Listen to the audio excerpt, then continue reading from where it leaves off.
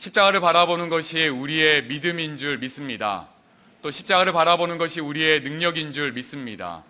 출애굽한 이스라엘 백성들이 하나님과 모세에게 불평 불만을 쏟아놓습니다. 하나님께서는 볼뱀을 보내셔서 죽게 하십니다. 모세가 하나님 살려주십시오. 해결책을 구하자 장대에 불뱀을 만들어 달라, 물린 자마다 그것을 보면 살리라 말씀하십니다. 이야기를 듣는 사람들이요, 한편으로는 이 해결책을 듣고 분노합니다. 어떤 사람은 무시하고 어떤 사람은 의심합니다. 고작 놋뱀을 보는 것이 어떻게 뱀에 물린 사람을 낫게 해주냐라는 것이었습니다. 그러나 이런 상황 가운데 놋뱀을 바라보는 사람은 살았습니다. 이 시간 우리에게 필요한 것이 있다면 다시 한번 그 십자가를 바라보는 것일 줄 믿습니다. 십자가는 우리에게 능력이요, 십자가는 우리에게 기쁨입니다. 찬송가 151장 후렴 부분을 보면 이 찬양의 가사가 우리의 마음에게 얼마나 큰 위로를 주는 줄 모릅니다. 십자가 십자가 내가 처음 볼 때에 나의 마음의 큰 고통 사라져 오늘 믿고서 내 눈 밝았네 참 내 기쁨 영원하도다. 같이 한번 고백해 볼까요? 십자가 십자가 내가 처음 볼 때에 나의 마음의 큰 고통 사라져 오늘 믿고서 내 눈 밝았네 참 내 기쁨 영원하도다. 십자가 앞에서 우리의 모든 죄의 짐을 다 내려놓으면 우리에게 물밀듯 밀려오는 그 자유와 해방감이 있습니다. 그러므로 이제 그리스도 예수 안에 있는 자에게는 결코 정죄함이 없나니 그리스도 예수 안에 있는 생명의 성령의 법이 죄와 사망의 법에서 너를 해방하였습니다. 아멘. 아멘입니다. 그 누구도 우리를 정죄할 수 없습니다. 이제는 나를 살리시는 성령의 지배를 받고 그 다스리심 속에 살아갑니다. 그러하기에 우리는 주 안에서 행복한 자, 주 안에서 자유한 자입니다. 한번 따라 볼까요? 나는 주 안에서 행복합니다. 나는 주 안에서 행복합니다. 그러합니다. 나는 주 안에서 정말로 행복한 자입니다. 하지만 분명히 알아야 될 점이 있습니다. 무엇이냐면 나는 싸우는 자다라는 사실입니다. 무엇과 싸웁니까? 죄와 싸우는 자입니다. 죄. 좀 이상하지 않습니까? 분명히 모든 죄에서 해방되었는데 우리는 여전히 죄와 싸워야 합니다. 그 이유는 무엇입니까? 내가 구원받았고 거듭났고 새로운 생명을 얻었음에도 불구하고 이 나의 영혼은 여전히 죄의 습관을 쫓아 살아가는 이 몸에 담겨 있기 때문에 그렇습니다. 내가 아무리 나 주님의 기쁨 되고 싶습니다 고백을 해도 여전히 몸이 기억했던 그 습관대로 우리는 살아갑니다. 자연스럽게 죄의 습관들을 즐기는 것이 우리들입니다. 그것이 바로 신자 안에 내재한 죄입니다. 우리가 예배를 통해 은혜를 받고 결단하지만 삶 가운데 관계 속에서 수없이 넘어지고 실패를 합니다. 그것이 바로 신자 안에 여전히 있는 이 죄 때문에 그렇습니다. 그래서 우리는 날마다 이 죄와의 싸움을 선포해야 합니다. 이 싸움은 거룩을 위한 싸움입니다. 거룩하면 무슨 단어가 떠오르십니까? 구별 떠오르지 않습니까? 무엇과 구별됨입니까? 세상과 구별됨입니다. 세상과 구별되기 위해 또 어떻게 살아야 됩니까? 때로는 좀 더 정직하게, 때로는 내가 좀 더 참아가며 배려하며 인내하며 살아가는 것입니다. 맞습니다. 하지만 저는 이 거룩이라는 단어, 이 구별이라는 단어를 좀 이렇게 설명하기를 좋아합니다. 세상과 구별됨 맞는 말입니다. 하지만 이 거룩은 내가 하나님께로 구별됨입니다. 세상과 구별되어서 내가 무엇을 하고 안 하고 맞지만 나는 내 존재 자체가 하나님께로 구별된 사람, 내가 이제 하나님께 속한 사람, 나는 하나님 편인 사람인 것입니다. 그래서 내가 그 편에 서서 내가 무엇을 생각하고 무엇을 말하고 무엇을 행동할지 스스로 고민하고 나아가는 것이죠. 이 고민이 바로 거룩을 위한 싸움이고 죄와의 싸움입니다. 사도 바울은 이 싸움을 두고 이렇게 선포합니다. 나는 날마다 뭐 한다고요? 죽노라. 나는 날마다 죽노라. 이 싸움은요, 날마다 나를 죽이는 싸움입니다. 이 싸움은 아주 처절한 싸움입니다. 이 싸움은 내 영혼이 죽느냐 아니면 내 안에 죄가 죽느냐의 정말로 중요한 싸움입니다. 그러하기에 오늘 히브리서 12장 4절 말씀은 이렇게 이야기하죠. 너희가 죄와 싸우되 아직 피 흘리기까지는 대항하지 아니하고. 쉬운 성경을 보면 이렇게 나와 있습니다. 같이 한번 읽어볼까요? 여러분은 죄와 맞서 싸우고 있지만 아직 죽을 정도까지 싸워보지는 않았습니다. 좀 성경이 잔인한 표현이죠. 죄와 어디까지 싸워보라고 합니까? 말씀하기 싫으세요? 죄와 어디까지 싸워보라고 합니까? 죽을 정도까지 싸우라고 합니다. 오늘 말씀 피 흘리기까지 대항하라, 이 말은 피 흘려 죽기까지 싸우라 라는 이야기입니다. 이 용어는 전쟁 용어입니다. 실제로 마카비 시대에 사용을 했습니다. 지휘관이 병사들을 이끌고 그들의 사기를 붙돋기 위해서 피 흘려 죽기까지 싸우자 이렇게 외쳤던 용어라고 합니다. 근데 오늘 히브리서 기자의 이 외침을 보면 조금은 아쉬워하는 모습입니다. 잘 싸우고 있는 성도들에게 여러분 잘 싸우고 있으니까 우리 더 피 흘려 죽기까지 싸웁시다, 대항합시다 이렇게 외치는 것이 아니라 조금은 아쉬움이, 실망한 듯이 보입니다. 죄와 싸우고 있는 성도들을 보는데 그들에게는 피 흘림이 없습니다. 분명히 죄와 싸우는 사람인데 싸워 이기려는 의지가 그들 가운데 보이지 않습니다. 당시 예수를 믿는다는 이유로 핍박을 당하고 모욕을 당하고 재산을 탈취당하고 몇몇은 투옥되기도 했습니다. 하지만 이 싸움은 더 치열한 싸움이라는 것입니다.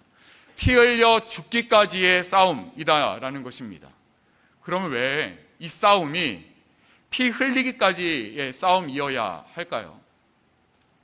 그 이유는 죄의 맹렬함 때문입니다. 히브리서 12장 1절은 죄를 이렇게 소개합니다. 이러므로 우리에게 구름같이 둘러싼 허다한 증인들이 있으니 모든 무거운 것과 얽매이기 쉬운 죄를 벗어버리고 인내로서 우리 앞에 당한 경주를 하며. 죄 앞에 수식어가 길게 붙어 있습니다. 모든 무거운 것과 얽매이기 쉬운 죄. 이것을 좀 이해하려면 고대 그리스 경기를 좀 이해를 해야 됩니다. 그 경기는 누가 빠르게 달리나 누가 더 민첩하냐의 대결이었습니다. 그러기 위해서 긴 옷을 다 벗어버렸습니다. 나체로 경기를 펼쳤습니다. 여성의 출입이 제한이 되었습니다. 무엇이 중요하냐면 모든 무거운 것들을 다 내려놓고 내가 가능한 한 어떻게 더 빨리 목표를 향해 달려갈 것인가, 그것이 핵심이었습니다. 우리도 믿음의 경주자입니다. 십자가를 바라보고 천성을 향해 달려가는 사람들입니다. 혹시 우리를 좀 무겁게 하는 것, 내가 예수님께 달려가기에 좀 속도를 늦추려고 하는 것이 무엇이라고 좀 생각하십니까? 어떤 것들이 좀 떠오르십니까? 그게 커다란 죄라고 생각하십니까? 그렇지 않습니다.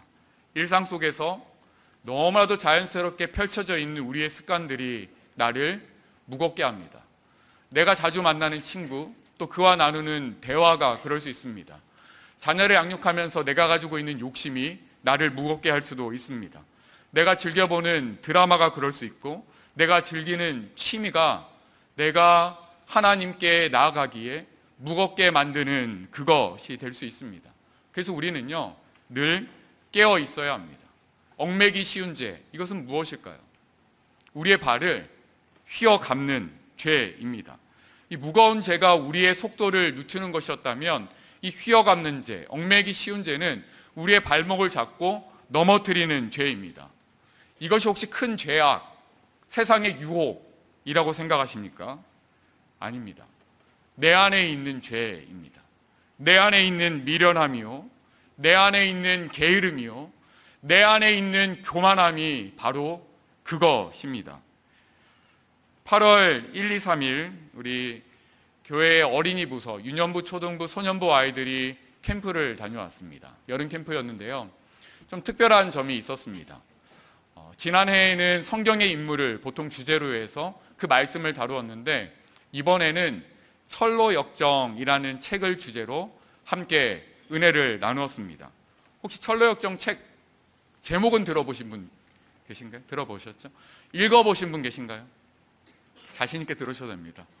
네, 올여름 강력히 제가 권해드립니다. 여름 추천도서 읽어보십시오.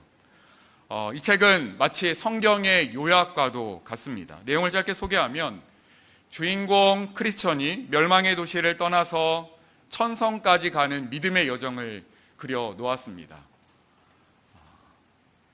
주인공을 따라가면 내 믿음이 어느 정도인지를 짐작할 수 있습니다. 그 책을 보면 지금 내 믿음이 한 이 정도 와 있구나. 이 믿음 정도에서는 이러한 위험이 닥치는구나. 스스로 깨달을 수 있습니다. 그와 동시에 이러한 상황에서는 내가 어떤 은혜가 필요하고 어떠한 말씀을 들을 수 있는지 그 책을 통해서 점검해 볼 수 있습니다. 그 책의 시작은 이렇습니다. 크리스천이라는 주인공이 한 손에는 성경책을 들고 있습니다. 읽어갑니다. 그랬더니 어깨에 무거운 짐이 하나 느껴집니다. 죄의 짐입니다. 깨닫기 시작하죠. 그리고 손으로 가슴을 치며 나 어찌할꼬를 외칩니다. 그리고 멸망의 도시를 떠나 전도자의 이야기를 따라 그 좁은 길, 그 천성을 바라보며 걸어가기 시작합니다. 우여곡절 끝에 드디어 한 언덕에 오르게 됩니다. 좁은 길을 향해 올라갑니다. 그 위에는 십자가가 보이기 시작합니다. 십자가에 다가갈수록 그 어깨에 있던 짐이 가벼워지기 시작하고 그 앞에 섰을 때 그 어깨의 죄의 짐이 벗겨져 나가기 시작합니다. 얼마나 행복해하는지 모릅니다. 그때 천사들이 나타나서 그에게 선언하죠. 너는 모든 죄를 용서받았다. 그리고 새 옷을 입혀줍니다. 그리고 두루마리를 주고 머리에 인을 치며 네가 하나님의 자녀, 왕의 자녀가 되었음을 선포해 줍니다. 크리스천 그 언덕에서 나는 자유다 외치기 시작합니다. 나는 자유다 이렇게 외치기 시작합니다. 그 장면이 얼마나 인상적인지 모릅니다. 책이 여기서 딱 끝나면 얼마나 좋겠습니까? 그런데 책의 분량으로 봤을 때 여기까지의 여정은 책 내용의 불과 25%가 채 되지 않습니다. 그럼 나머지 80% 되는 내용은 어떠한 내용일까요? 어떠한 내용일까요? 죄와 싸우는 내용입니다. 거룩을 위한 싸움의 내용입니다. 성화의 길, 성화의 여정에 대한 내용이 바로 약 80%의 내용을 차지하고 있습니다. 지금 저와 여러분들이 서 있는 그곳이 바로 죄짐을 벗고 나는 어떻게 그 천성을 바라보며 달려갈 수 있을까? 지금 그 여정 가운데 서 있는 것입니다. 철로역정의 내용을 보며 우리의 여정을 좀 점검해 볼 수 있을 것 같습니다. 그렇게 십자가에서 자기의 죄의 짐을 벗고 이제 새 마음으로 가벼운 마음으로 출발합니다. 그런데 한 길에서 세 사람이 잠을 자고 있습니다. 그 사람의 이름은 단순, 나태, 거만입니다. 어느 부모가 자녀 이름을 단순, 나태, 거만으로 짓겠습니까? 이 철로역정의 인물들의 내용을 보면 나를 유혹하는 죄의 거리, 나를 넘어뜨리는 세상의 유혹을 한 인물의 이름으로 빗대어서 그렇게 설명하고 있습니다. 이들은 다 잠에 취해 있습니다. 코를 골고 있습니다. 이것은 단순한 잠이 아니라 영적인 잠입니다. 발에는요 쇠고랑이 차여 있습니다. 2중 3중으로 그가 영적으로 깨어있지 못함을 표현하고 있습니다. 크리스천은 그는 막 깨어났어요. 영적으로 깨어났어요. 그들의 모습이 너무나도 안타까운 거예요. 죄의 해방감 알려주고 싶은 거예요. 그들에게 외칩니다. 여러분 왜 여기서 자고 있습니까? 당신들은 마치 돛대 꼭대기 위에서 잠을 자는 사람들 같습니다. 왜 죽음의 바다 같은 곳에서 잠을 잡니까? 일어나십시오. 이렇게 강하게 이야기합니다.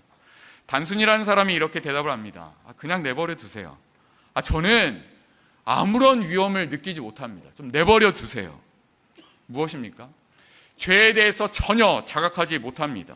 자신이 얼마나 위험한 상태인지 모릅니다. 크리스천이 외치죠. 당신 정말 위험합니다. 위험하다니까요. 그러나 전혀 인식하지 못합니다. 이 외침은 한편으로 우리를 향한 외침이 아닐까 생각합니다. 우리가 말씀을 보면서 늘 큐티하면서 살아가지만 깊이 있게 깨닫지 못할 그때에, 기도의 자리로 앉아있지만 하나님과의 친밀함을 경험하지 못할 그때에, 지금도 예배 자리에 나와 있지만 내 마음을 전심으로 드리지 못한 그때에 그가 우리를 향해서 외치는 말이 당신 위험합니다. 지금 하나님을 더 알기를 갈망하셔야만 합니다. 위험합니다. 그 경고가 바로 우리를 향한 경고일 수 있다 라는 사실입니다. 이 경고 앞에 우리는 더욱더 하나님을 알아가기를 축복합니다. 두 번째 사람은 나태라는 사람입니다. 이렇게 얘기합니다. 이보시오, 잠 좀 잡시다. 저 잠 좀 잡시다. 잠 좀 자. 게으른 사람이죠. 잠언에는 이 게으른 사람에 대해서 경고를 하고 있습니다. 잠언 6장에는요, 이 게으른 사람의 모습을 정말 리얼하게 표현하고 있습니다. 6장 10절입니다. 좀 더 자자, 좀 더 졸자, 손을 모으고 좀 더 누워있자. 더워서 잠을 깨는 상황과 조금은 다르지만 한겨울의 우리들의 모습 아닙니까? 좀 더 자자, 좀 더 졸자, 손을 모으고 좀 더 누워있자. 성경을 보면서 깜짝깜짝 놀랄 때가 있습니다. 내 모습이? 이어서 성경은 게으른 자에게 닥칠 위험에 대해서 선교하죠. 내 빈궁이 강도가 추오며 내 곰핍이 군사같이 이르리라. 이 게으른 것이 내 몸을 편하게 하는 것이 아니라 나에게 저주와 재앙을 가져다 온다라는 사실입니다. 성경은 이어서 설명합니다. 너희는 개미에게 가서 무엇을 배우라고요? 지혜를 배우라 라고 합니다. 개미, 어떤 동물입니까? 부지런히 일하죠. 왜 부지런히 일합니까? 겨울을 나기 위해서 그러합니다. 개미의 특징이 있다면, 개미의 지혜가 있다면 미래를 준비하는 것입니다. 미래를 준비하는 것. 우리도 마찬가지입니다. 크리스천들도요, 미래를 준비해야 합니다. 어떤 미래를 준비하고 있습니까? 취업, 직장, 또 나이 드신 분들은 노후 생활, 그 미래입니까? 믿는 자들이 준비해야 될 미래가 있다면 내가 하나님 앞에 설 날, 그날을 준비해야 됩니다. 한번 따라해 볼까요? 천국을 준비합시다. 천국을 준비합시다. 우리가 준비해야 될 것은 내가 하나님 앞에 설 날, 천국을 준비해야 합니다. 한 사람이 또 남아 있습니다. 거만이라는 사람입니다. 우리가 잠을 자든 말든 상관 말고 당신 갈 길이나 가십시오. 그렇게 거만하게 이야기합니다. 내 할 일 내가 알아서 할 테니까 신경 쓰지 마십시오. 내 인생 내가 책임질 테니까 좀 끼어들지 마십시오. 혹시 사춘기 자녀가 있다면 들어보지 않았습니까? 사춘기를 겪고 있는 청년들이 있다면 부모님에게 최근 하지 않으셨나요? 사춘기는요, 우리 아이들에게만 있는 것이 아니라 믿음의 사춘기도 있습니다. 신앙의 선배들이 우리에게 이런 조언들을 던질 때 이제는 제가 좀 알아서 할게요. 이제 제가 이 부분에 집중하고 그 다음에 하나님께 집중할 테니까 좀 제발 좀 내버려 주세요. 예배 제가 알아서 잘 드릴게요. 집에서 안 가도 제가 알아서 할 테니까 그만 좀 연락하세요. 그러면서 우리 웃음이 터지네요. 역시 청년들. 믿음의 사춘기를 보내고 있습니다. 혼자 잘 서면 얼마나 좋습니까? 하지만 그렇지 않는 경우가 너무나도 많습니다. 거만하죠. 교만하죠. 우리가 해야 될 고백이 있다면 다시 한번 하나님 앞에 납작 엎드려서 하나님, 제 인생 제가 어떻게 해야 될지 모르겠습니다. 제 인생 좀 인도해 주십시오. 이 고백이 되어야 될 줄로 믿습니다. 나는 무엇과 싸워야 합니까? 우리 세 가지를 한번 외치면서 기억해 봤으면 좋겠습니다. 첫째는요, 하나님을 모르는 미련함과 싸우자. 읽어볼까요? 시작. 하나님을 모르는 미련함과 싸우자. 두 번째 함께 읽습니다. 시작. 천국을 준비하지 않는 게으름과 싸우자. 세 번째 시작. 내 마음대로 하려는 교만함과 싸우자. 우리가 싸워야 될 것은 내 안에 있는 미련함과 게으름과 교만함, 이것입니다. 이 죄라는 녀석 보이지 않지만, 찾아내기 쉽지 않지만 그 죄의 파괴력은 엄청납니다. 이사야 59장 2절에서 이렇게 이야기를 합니다. 같이 한번 읽어봅시다. 시작. 오직 너희 죄악이 너희와 너희 하나님 사이를 갈라놓았고 너희 죄가 그의 얼굴을 가리어서 너희에게서 듣지 아니시게 함이라. 죄악이 갈라놓았고 가리었고 듣지 않게 했다라는 것입니다. 우리는 종종 죄를 지으면서 자기를 합리합니다. 뭐라고 합니까? 죄를 지으면서도 그래도 내가 제일 사랑하는 분은 예수님이야. 그래도 나는 예수님을 가장 사랑해. 죄를 지으면서. 청교도 신학자 존 오웬이 이러한 신자들에게서 따끔한 경고를 합니다. 이렇게 얘기합니다. 신자가 죄를 범하는 순간 그것은 하나님을 버리는 것이다. 신자가 죄를 범하는 순간 그것은 하나님을 버리는 것이다. 죄 결코 가볍게 여겨서는 안 됩니다. 이 죄라는 녀석은 정말로 집요하고 교활합니다. 지침이 없습니다. 나와의 싸움에서 그냥 실증 내는 법이 없습니다. 포기하지 않습니다. 한번 나의 약점을 파고들면 그것을 붙잡고 나의 영혼을 뒤흔들기 시작합니다. 우리가 얼마나 많이 경험해 봅니까? 마치 그 죄가 내 몸의 일부인 것처럼 착 달라붙어서 떨어지려고 하지 않습니다. 죄가 나를 향해서 내가 너를 죽이면 죽였지 나는 결코 죽지 않을 거야, 그러면서 나와 함께 하려고 발버둥을 칩니다. 지난 여름 캠프 5학년 한 친구가 캠프를 마치고 하나님께 드리는 편지에서 이렇게 고백했습니다. 하나님, 저는 요즘 여러 가지 것들로 스트레스가 많아요. 저는 그 스트레스를 풀기 위해 많이 시도했어요. 그리고 계속해서 그 방법으로 풀어나가는데 이번 2박 3일 여름 캠프에 와서 배웠어요. 그것들이 모두 죄였다는 걸요. 제가 평소에 아무렇지 않게 남들에게 상처 주고 힘들었던 것들이 모두 죄이고 하나님이 그것을 보시며 마음 아파하실 걸 생각하니 눈물이 절로 쏟아졌어요. 말씀을 듣고 내 마음의 상태를 깨달아 보니 내가 늘 풀었던 그 스트레스 푸는 방법이 죄였다라는 사실을 깨닫게 됩니다. 죄는 교묘하게 우리 안에 들어와서 우리의 생각을 지배하고 언행을 지배하고 그 죄의 영향력을 내 영혼 가운데 행사합니다. 이 죄의 맹렬함, 우리는 그 정체를 정말 명확히 알아야 합니다. 그렇다면 우리는 이 죄의 맹렬함과 어떻게 싸워야 할까요? 맹렬한 죄와 싸우는 두 가지 방법을 좀 살펴보고자 합니다. 첫 번째는 열렬한 기도로 싸우자. 따라해볼까요? 열렬한 기도로 싸우자. 열렬한 기도로 싸우자. 말씀을 준비하면서 우연히 책장에 꽂혀 있는 책 한 권을 발견하게 되었습니다. 그 책의 제목은 성화와 기도였습니다. 싸우는 인생, 거룩을 위한 싸움을 위한 인생이기 때문에 성화라는 단어에 꽂혀서 그 책을 펼치게 되었습니다. 김난주 목사님의 책이었는데 처음에는 성화에 관심이 있어서 그 책을 보기 시작했는데 시간이 갈수록 저의 마음이 기도 쪽으로 향하고 있는 것을 발견했습니다. 자정이 넘는 시간 책을 계속 읽어갔습니다. 가족들이 다 자고 혼자 방에 앉아서 양반다리를 하고 책을 펼치다가 나도 모르게 무릎을 꿇고 그 책을 읽어나가기 시작했습니다. 책의 내용이 내 가슴을 치면 그것을 가지고 기도하기 시작하고 기도가 멈추면 다시 책을 읽어나가고 이 과정을 반복하면서 책을 보았습니다. 얼마나 마음이 아팠는지 모릅니다.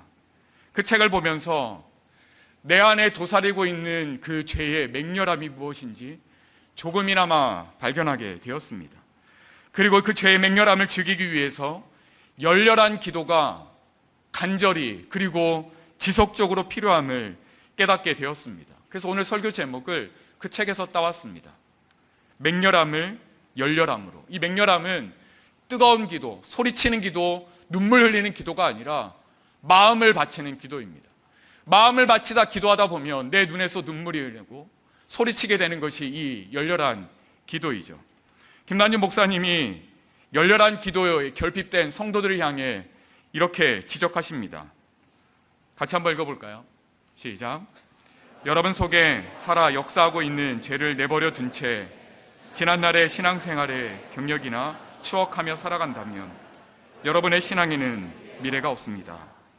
열렬한 기도의 실천으로 우리 안에 있는 죄를 죽이지 않고서도 이룩할 수 있는 신앙생활은 기껏해야 가식적인 교회 생활뿐입니다.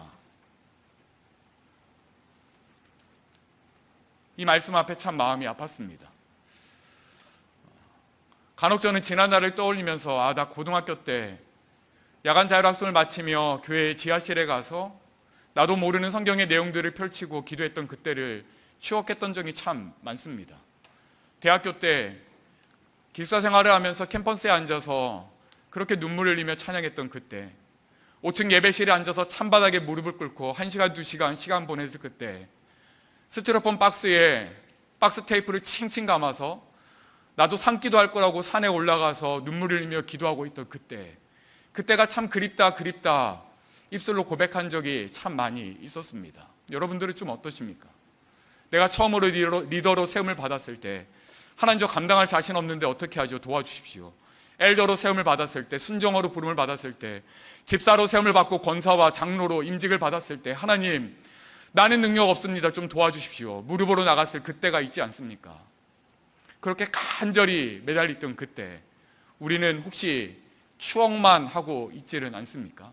최근에 언제 열렬히 마음을 바치며 기도해 보신 적이 있으십니까? 우리는 가끔 은혜를 받으면 간절히 기도합니다. 열심히 기도합니다. 끝나면 마음이 후련하죠. 그런데 내 안의 죄는 나를 보고 교묘하게 웃습니다. 열렬한 기도로 죄를 한번 툭 건드렸을 뿐 그 다음 공격이 없음을 죄는 너무나도 잘 알고 있기 때문입니다.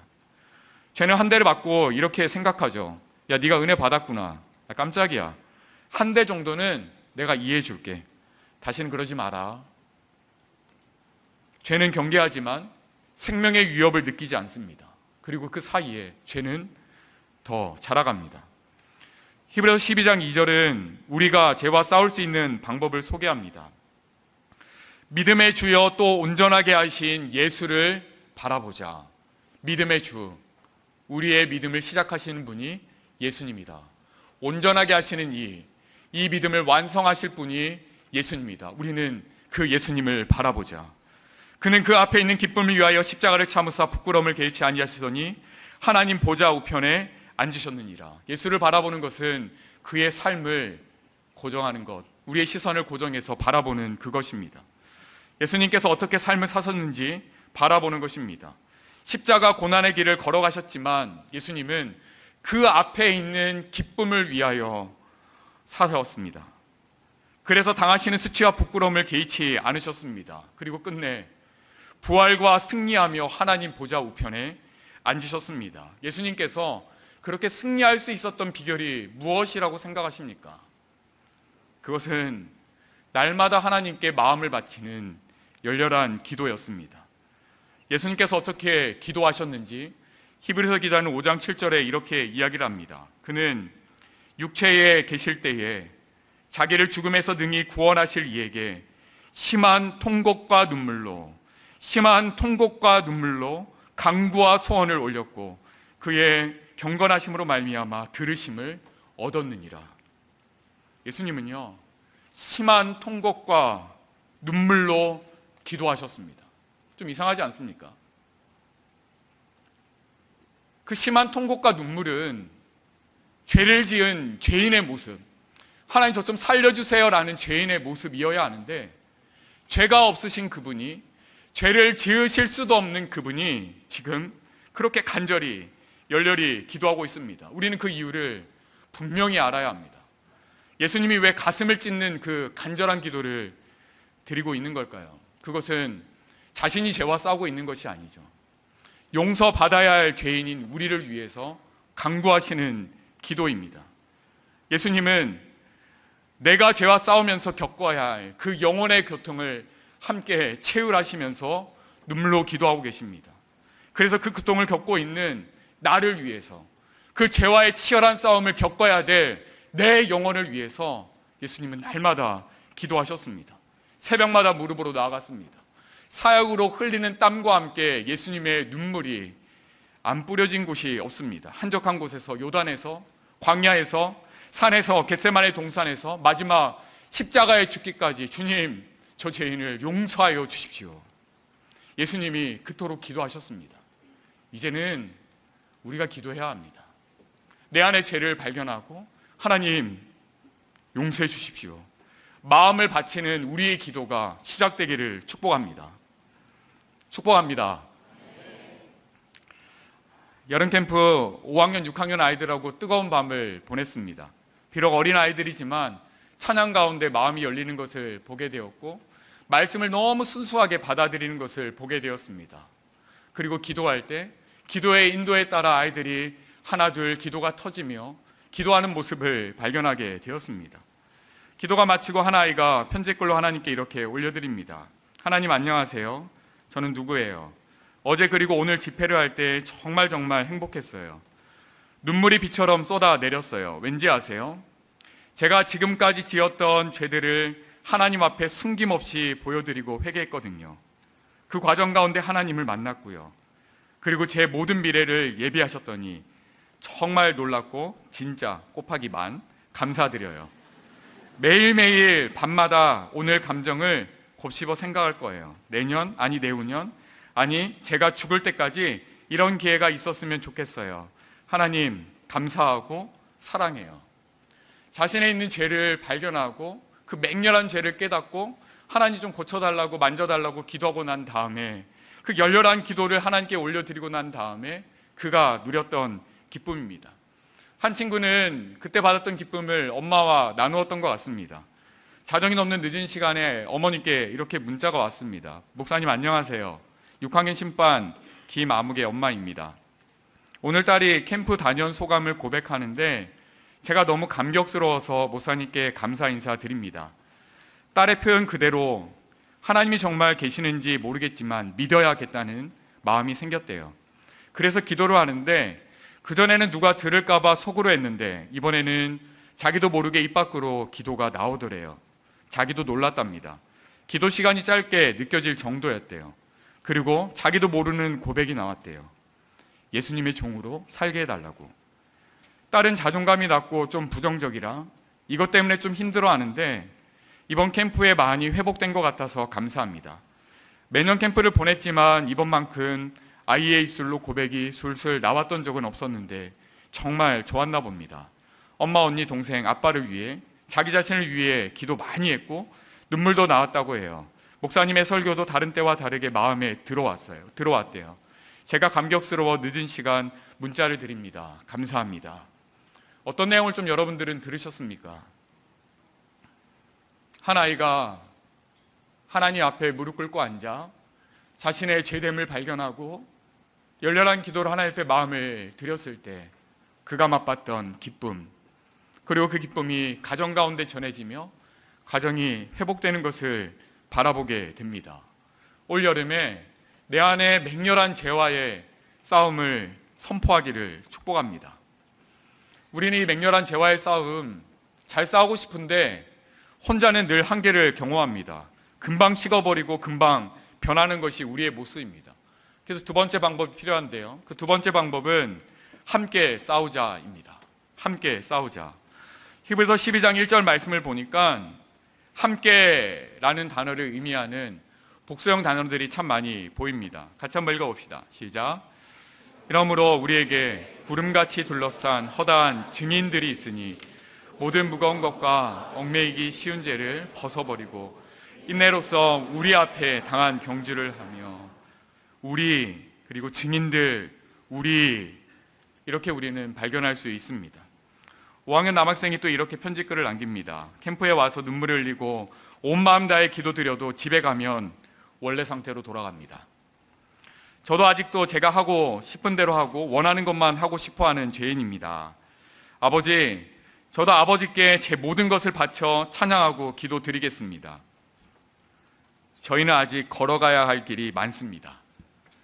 그 길 가는 동안 선한 길로 인도해 주십시오. 아이들도 압니다. 은혜 받았지만 금방 무너질 것을 압니다. 우리에게 필요한 것은 한 번의 은혜가 아니라 지속적인 은혜입니다. 하나님께서 분명히 그 은혜를 부어주시지만 우리가 그 은혜를 이어갈 수 있도록 함께 힘을 모아야 됩니다. 아이들이 이렇게 많이 불안해했습니다. 걱정하는 아이들이 많이 있었습니다. 은혜 받는 아이들. 우리도 그렇지 않습니까? 집회 때 은혜를 받으면 이거 얼마나 갈까? 그래서 아이들과 함께 지난 주일날 반별로 모여가지고 우리 하나님께 10가지 약속 드리자. 이 10가지 약속을 아침마다 와서 읽으면서 우리 좀 이렇게 예배 드리기를 좀 결단하자. 그렇게 아이들하고 이야기를 나누었습니다. 그렇게 제가 10가지 내용을 좀 추려왔는데 이 내용이 아이들의 고백이지만 우리가 해야 될 고백과 다름없음을 발견합니다.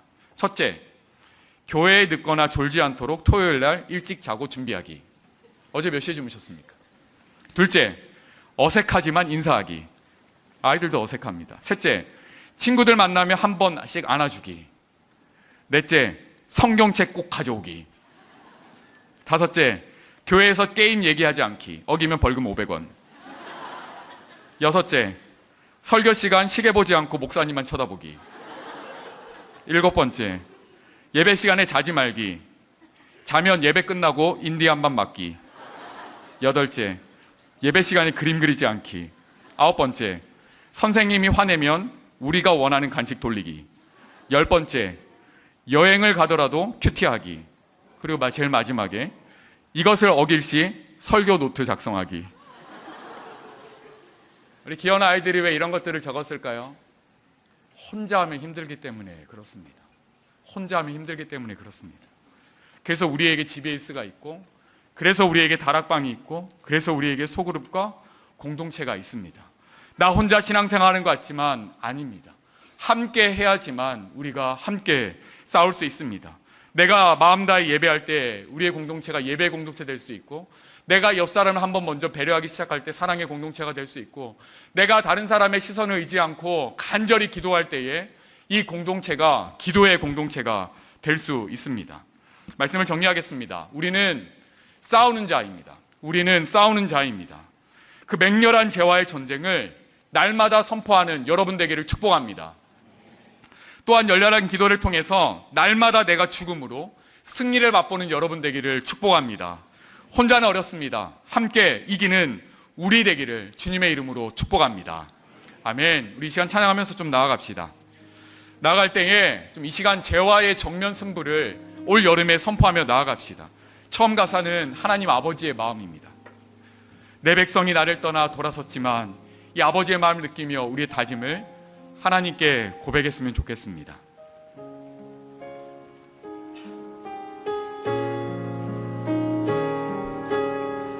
아버지의 마음입니다. 같이 고백합시다.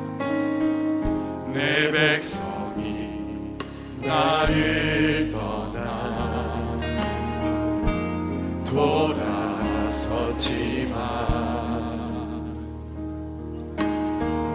내 사랑이 내 백성을 포기 못하니 내 모든 것 내어주고 나 그들을 얻으리라. 여호와께 돌아가자. 우리 돌아서도 그는 변치 않네. 여호와께 돌아가자. 우리 넘어져도 그 사랑 영원하네. 내 백성이 나를 떠나 돌아섰지만 내 사랑이 내 백성을 포기 못하니 내 사랑이 내 백성을 포기 못 하나님의 결정입니다. 내 모든 것 내어주고 내 모든 것 내어주고 나 그들을 얻으리라. 여호와께 돌아가자. 여호와께 돌아가자. 우린 돌아서도 그는 변치 않네. 여호와께 돌아가자. 우린 넘어져도 그 사랑을 오래 참고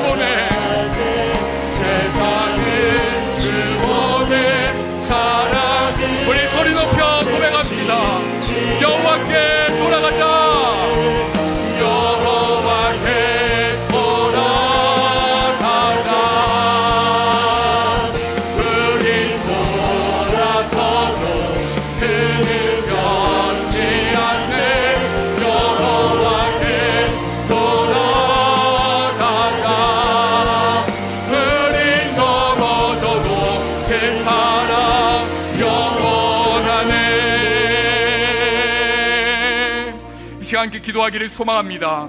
나는 하나님 앞에서 행복한 사람입니다. 하지만 나는 동시에 죄와 싸우는 사람입니다.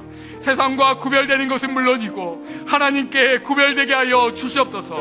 내 안에 내재된 맹렬한 죄를 깨닫게 하시고 죄를 아파하게 하시고 죄를 슬퍼하게 하시고 그 죄를 붙잡고 열렬히 기도하게 하여 주시옵소서. 그때 성령 하나님께서 그 죄를 죽이시고 예수님께서 그러하셨듯이 죄와 피 흘려 싸우기까지 싸울 수 있는 우리 될 수 있도록 인도하여 주시옵소서.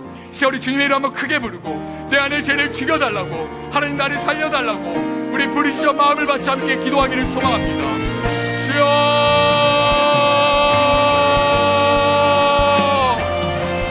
하나님 아버지, 이 시간 올여름 내 안에 맹렬한 죄와의 싸움을 선포하며 나아갑니다. 내 안에 맹렬한 나를 도사리는 그 죄의 유혹과 아버지 하나님 그 싸움을 선포하며 아버지 하나님 나아갑니다. 내 안에 죄를 하나님 발견할 수 있도록 도와주십시오. 하나님, 나는 미련한 자입니다. 아버지 하나님, 나는 미련한 자입니다. 나는 위험을 잘 모르는 미련한 자입니다. 교회를 오래 다녔는데 하나님을 인격적으로 만난 적이 없습니다. 예배는 수없이 드렸는데 마음을 다해 드려본 적은 몇 번 없습니다. 눈을 감고 기도하려고 하는데 하나님과 대화하며 마음을 경험해본 적은 없습니다. 하나님, 이대로 저는 위험합니다. 하나님, 나는 위험한 사람입니다. 아버지 하나님, 그 아버지의 마음을 더욱더 알아갈 수 있도록 도와주셔서 하나님, 나는 게으른 자입니다. 나는 게으른 주인입니다. 아버지 하나님, 아버지의 목적과 무시하고 내 편한 대로 내 마음대로 살아가는 자입니다. 나를 창조하신 목적대로 하나님의 기쁨으로 살아가기를 소망합니다. 하나님 앞에 설날을 준비하며 그 미래를 위하여 준비할 수 있는 되기를 소망합니다.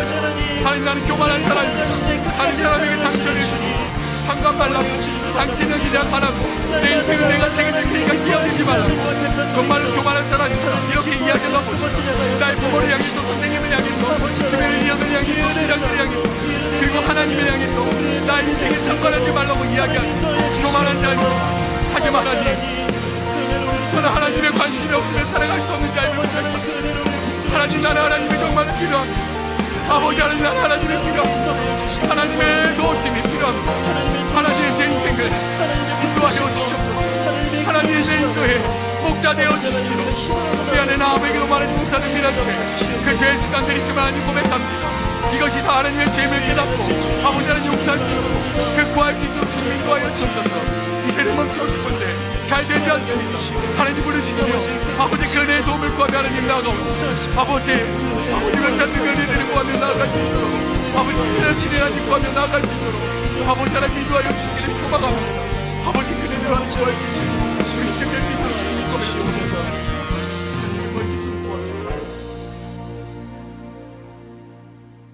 하나님, 우리의 미련함, 어리석음을 용서하여 주십시오.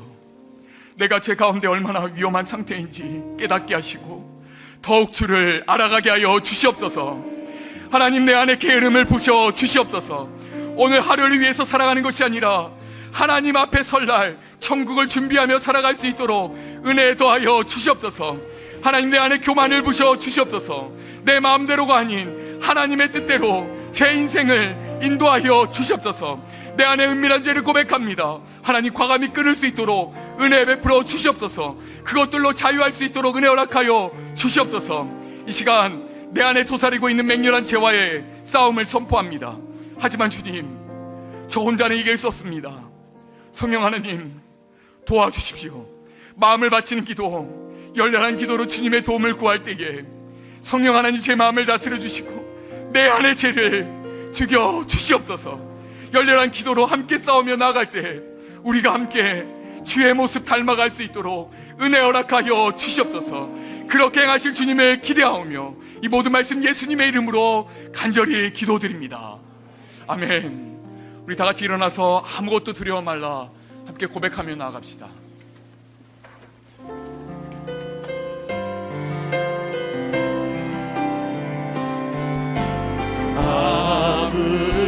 아무것도 두려워 말라. 주 너의 하나님이 지켜주시네. 놀라지 마라, 겁내지 마라. 주님 나를 지켜주시네. 아무것도 두려워 말라. 아무것도 두려워 주 나의 하나님이 지켜주시네. 나의 하나님이 지켜주시네. 놀라지 마라, 겁내지 마라. 놀라지 마라, 겁내지 주님 마라. 나를 지켜주시네. 주님 나를 지켜주시네. 내 맘이 힘에 겨워 지칠지라도 내 맘이 힘에 겨워 지칠지라도 주님 나를 지켜주시네. 주님 나를 지켜주시네. 세상에 험한 풍파 몰아칠 때도 세상에 험한 불과 몰아칠 때도 주님 나를 지켜주시네. 함께 고백합시다. 주님은 나의 산소, 주님은 나의 산, 주님은 나의 요새, 주님은 나의 영, 주님은 나의 소망, 주님은 나의 소망, 나의 힘이 되신 여호와. 힘이 한번 더 고백할까요? 주님은 나의 산소, 주님은 나의 산, 주님은 나의 요새이십니다. 주님은 주님은 나의 소망이십니다. 주님은 나의 소망. 마지막으로 한번 더 고백해볼까요? 주님은 나의 산소, 주님은 나의 산소, 주님은 나의 요새, 주님은 나의 소망, 나의 힘이 되신 여호와. 이제는 우리 주 예수 그리스도의 은혜와 하나님 아버지의 다함없는 사랑과 성령님의 감화감동 위로통 충만하심이 맹렬한 죄와의 싸움에서 열렬한 기도로 함께 승리하기로 다짐하는 이곳에 모인 주의 백성들 머리 위에 이제로부터 영원토록 함께 있을지어다. 아멘.